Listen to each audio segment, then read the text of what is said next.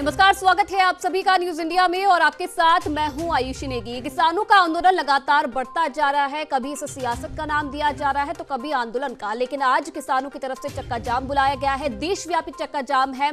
कई जगहों की तस्वीरें लगातार हम आपको दिखा रहे हैं। शांतिपूर्ण तरीके से किसान इसे नाम दे रहे हैं, लेकिन फिलहाल क्या कुछ स्थिति बनी हुई है, आज इसी पर चर्चा करेंगे।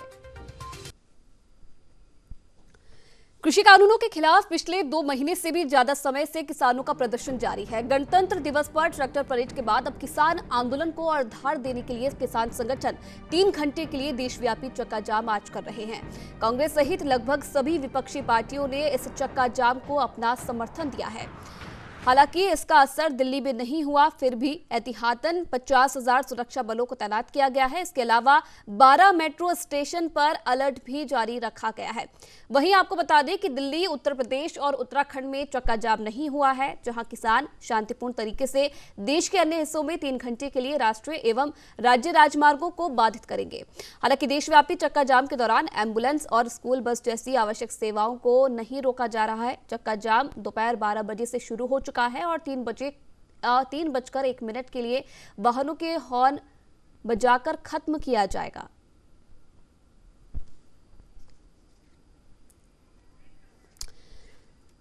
तो आपको बता दें कि पिछले 2 महीने से लगातार अपनी मांगों को लेकर किसान बॉर्डर्स पर डटे हुए हैं। लगातार अलग अलग अंदाज में किसान अपने आंदोलन को और भी तेजी देते हुए नजर आ रहे हैं। आज देशव्यापी चक्का जाम की घोषणा किसानों की तरफ से की गई है। 12 बजे से शुरू हुआ ये चक्का जाम 3 बजे खत्म होगा। 3 घंटे का चक्का जाम बुलाया गया है, लेकिन देश भर में अलग अलग तस्वीरें चक्का जाम की देखने को मिल रही है। कई जगह शांतिपूर्ण तरीके से प्रदर्शन चल रहा है, लेकिन कई जगह लोगों का प्रदर्शन भी देखने को मिला है।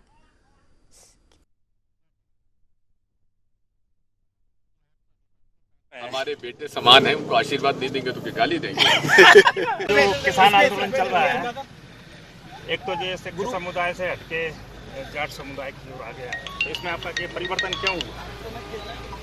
ये सभी किसानों का आंदोलन है। कोई जाट या गुजर या यादव या सरदार या सिख या मुसलमान या हिंदू या ईसाई का आंदोलन नहीं है। वो वर्ग जो किसान है, खेती करता है, जमीन पर काम करता है, ये उसका आंदोलन है। इसलिए है क्योंकि ये कानून दिल्ली में नहीं बना, ये कानून बना अहमदाबाद में बड़े बड़े कॉरपोरेट, बड़े बड़े अरब खरबपतियों के द्वारा। क्योंकि ये खरबपति जो है भारत की मंडी। कांग्रेस नेता दिग्विजय सिंह को आप सुन रहे थे, जो किसानों के इस पूरे आंदोलन को समर्थन दे रहे हैं और चक्का जाम को लेकर बातचीत कर रहे थे। उनका कहना है कि किसान लगातार जब तक सरकार मांग नहीं मानती है, किसानों को वो समर्थन देते रहेंगे। उनकी पार्टी किसानों के साथ है। तो एक बार फटाफट से अपडेट आपको दे देते हैं, जहां आपको बता दें कि किसानों का आंदोलन लगातार जारी है और कुछ ही समय अब इस आंदोलन को पूरा होने में बचा है और कई जगह की तस्वीरें लगातार देखने को मिल रही है, जहां कई जगह शांतिपूर्ण तरीके से प्रदर्शन किया जा रहा है तो कहीं थोड़ा बहुत प्रदर्शन देखने को मिला है।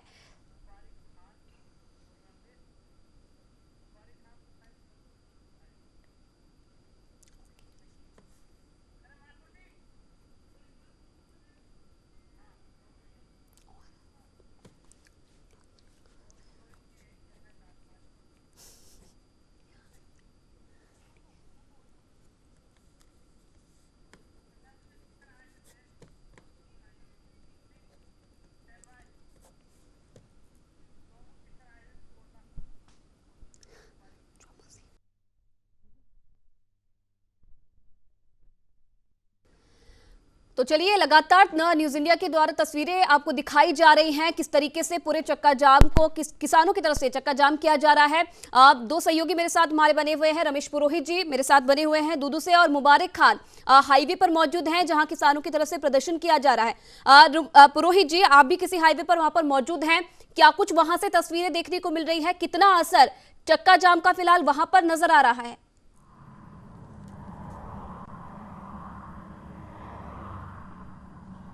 मैं अजमेर रोड पे जो हाईवे है जयपुर से अजमेर जा रहा है NH8 वहाँ पे खड़ा हूँ। दूदू से वापस जयपुर की तरफ लौट रहा हूँ और यहाँ पर जो है चक्का जाम सफल दिखाई दिया।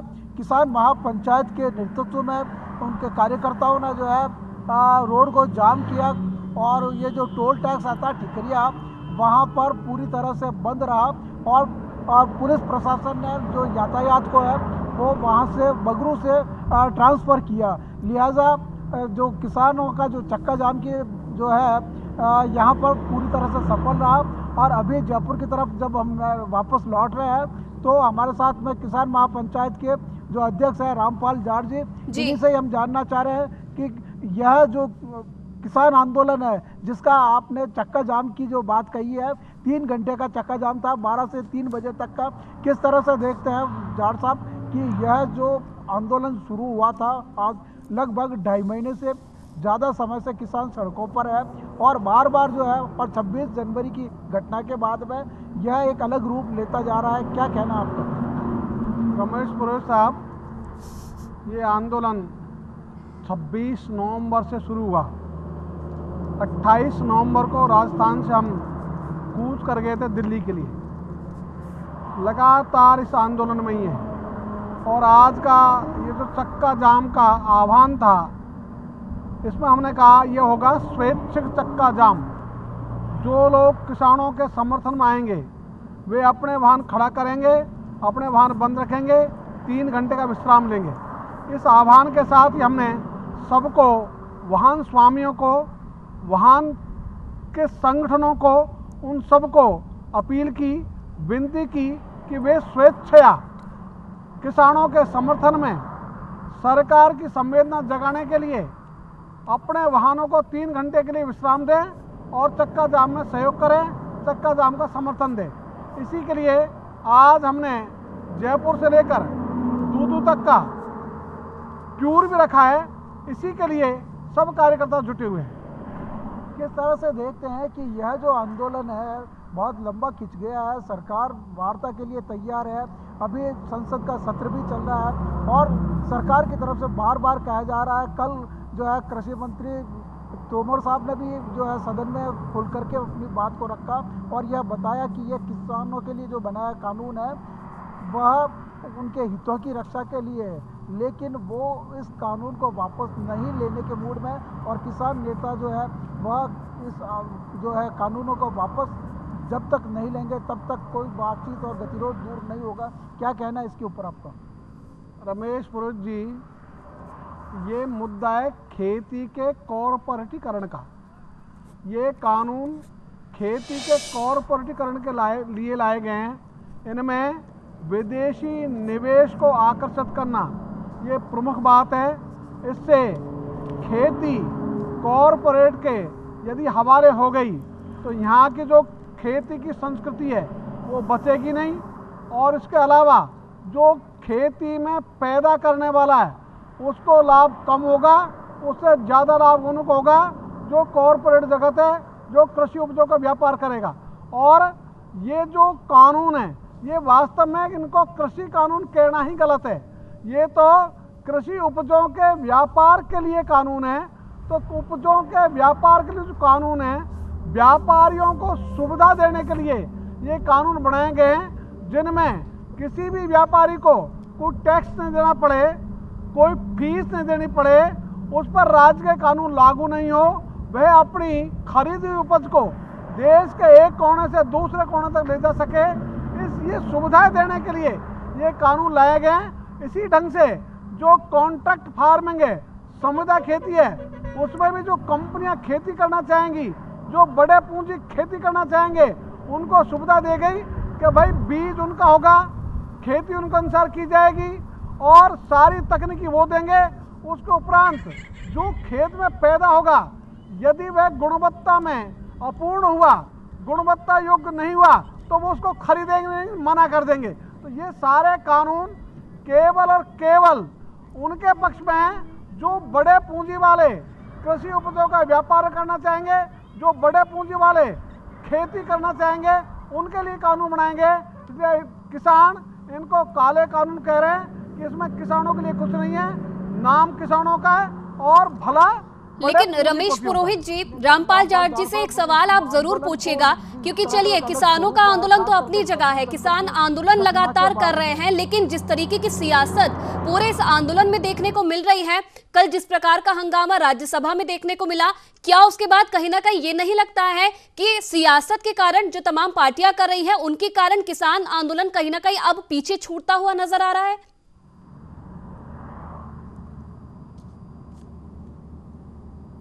जी रामपाल जाट साहब, सवाल ये है कि जो है संसद सत्र चल रहा है, लोकसभा राज्यसभा में जो है इस मामले को लेकर के जिस तरह की राजनीतिक विद्वेषता दिखाई दे रही है, कहीं न कहीं ऐसा लगता है कि यह राजनीति का शिकार तो होता नहीं जा रहा ये किसान आंदोलन। पुरोहित जी, राजनीतिकरण किसान तो नहीं चाहते, लेकिन राजनीतिक दल उनका अधिकांश समय निंदा आधारित राजनीति में व्यतीत होता है, इसलिए वो तो चाहते हैं, तो उनकी चाहत को रोकने के लिए किसानों के पास तो कोई तरीका नहीं है, ये तो सरकार को रोकना पड़ेगा।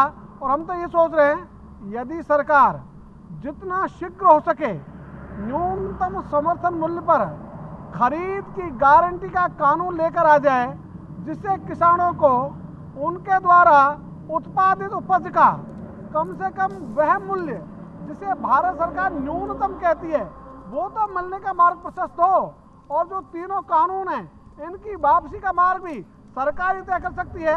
और ये अच्छी बात है, कभी संसद चल रही है, इस चलती हुई संसद में ये दोनों कानून लाए जा सकते हैं, और ये कानून लाने के बाद किसान अपने घर जाएगा, क्यों सड़क पर रहेगा, क्यों घर छोड़कर सर्दी में बाहर रहेगा, इसलिए उसका बसेरा फिर अपने घरों में रहेगा, सड़कों पर नहीं।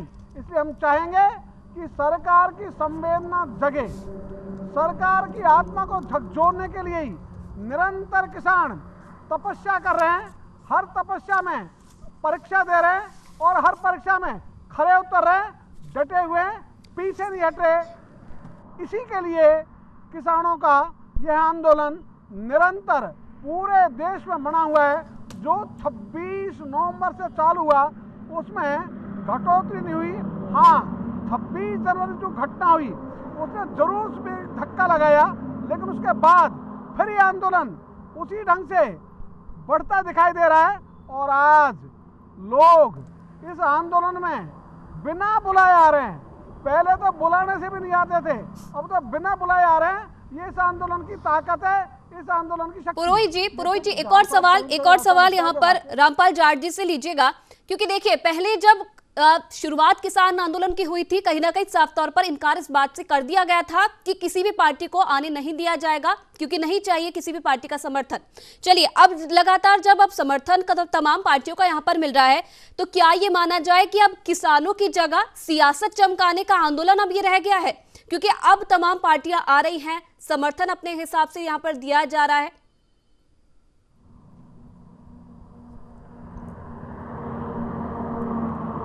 जाट साहब, सवाल एक ये भी उठता है कि राकेश टिकैत इस आंदोलन को अक्टूबर तक खींचने की बात कह रहे हैं। उन्होंने जो हरियाणा में जाकर के जो महापंचायत के सामने जो बात कही थी, उससे किसानों के आंदोलन को एक अलग स्वरूप दिखाई दे रहा है। राजनीतिक दलों के नेताओं का जो मिलना जुलना लगातार जारी है, उससे लगता है कि किसानों का यह जो आंदोलन है किसान नेतृत्व विहीन हो गया, और उसकी जगह पर जो है पॉलिटिकल पार्टीज के एजेंडा जो है वह हावी हो गया, और किसान आंदोलन थोड़ा पीछे खसक गया।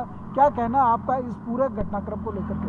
रमेश जी, अभी तो सारी कमान किसानों के हाथ में है, और दूसरा हम ये कहना चाहेंगे, सरकार को चाहिए जितना शीघ्र हो सके उतना ही शीघ्र इसका समाधान निकाले, तो किसी को भी, चाहे नेता हो चाहे राजनीतिक पार्टी हो, दल हो, उनको राजनीति के करने का मौका क्यों दिया जा रहा है। इसलिए मुझे तो शिकायत है भारत सरकार से कि वो इन पार्टियों को, नेताओं को राजनीति करने का मौका दे रही है, कि अच्छा हो कि इनको मौका ही नहीं दे, और बिना मौका दिए इसको तो सरकार भी कर रही है कि किसानों को उनकी उपजों के दाम नहीं मिल रहे, और संविधान में लिखा हुआ है कि हर एक नागरिक को उसका श्रम मूल्य दिया जाएगा। तो उसका श्रम मूल्य देने के लिए ही तो फसलों की खरीद न्यूनतम समर्थन मूल्य पर हो, उस खरीद की गारंटी के कानून की बात हो रही है। और उसी के लिए खेती का कॉर्पोरेटीकरण नहीं हो, इसके लिए इन कानूनों को वापस लेने की बात हो रही है।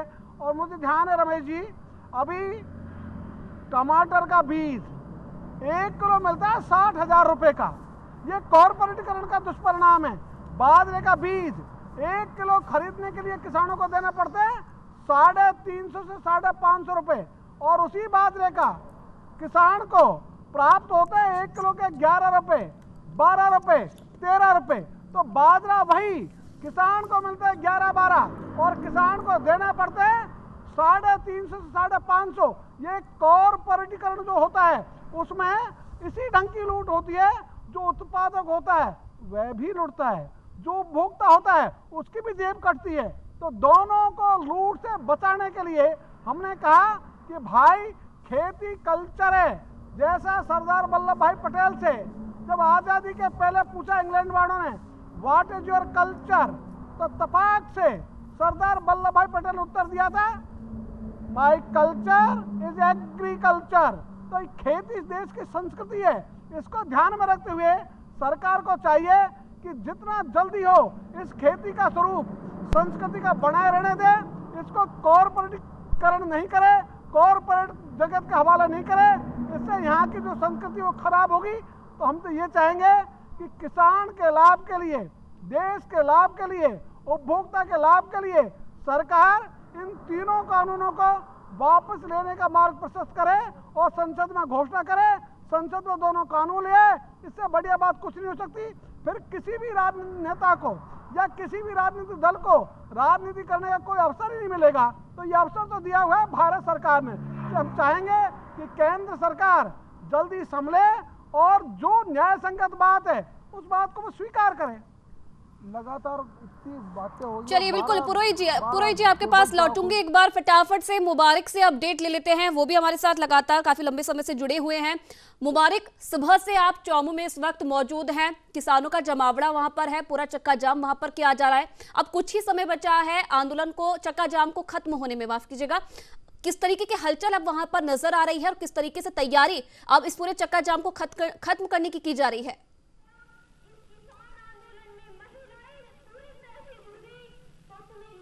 देखिए आयुषी, मैं बताना चाहूँगा आज 12 बजे से 3 बजे तक प्रदेश भर में ये चक्का जाम किसानों के द्वारा प्रदेश भर में किया गया।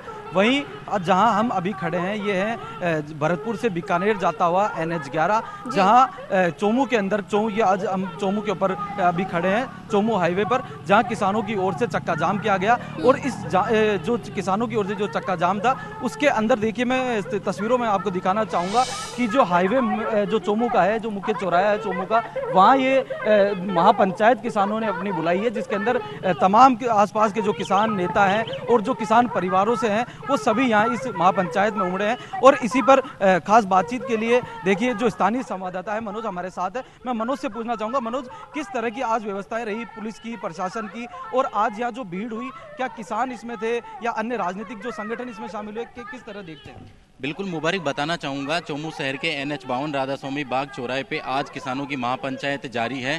फिलहाल 11 बजे से ये महापंचायत शुरू हुई थी और जो अभी तक जारी है। वहीं पुलिस प्रशासन की ओर से भी यहाँ पे माकूल व्यवस्था की गई है। जो इमरजेंसी वाहन थे उनके लिए अलग से व्यवस्था की गई है। हालांकि जो NH52 था उस पर किसान अभी करीब 4 घंटे से बैठे हुए हैं, चक्का जाम है। किसान कृषि कानून के विरोध में करीब 75 दिनों से किसानों का धरना जारी है। और ये चोमू शहर के NH52 स्थित राधा स्वामी बाग चौराहे पे किसानों का धरना जारी है। जो फिलहाल एकत्रित सारे किसान हैं वह टाटियावास टोल प्लाजा के लिए भी थोड़ी देर में कूच करेंगे। जी मनोज, अब आगे किसानों की किस तरह की आगे की क्या प्लानिंग है? क्योंकि अब सुनने में ये भी आ रहा है कि किसान अलग अलग मोर्चों पर यहाँ से निकलकर जाने वाले हैं, चाहे वो टाटियावास टोल हो या आगे जो टोडी हड़मारा है वहाँ भी जा रहे हैं। टोल के ऊपर भी काफ़ी भीड़ बताई जा रही है। लगभग 20 किलोमीटर दोनों तरफ इस जहाँ ये पंचायत लगी दोनों तरफ काफ़ी लंबा चौड़ा जाम भी रहा।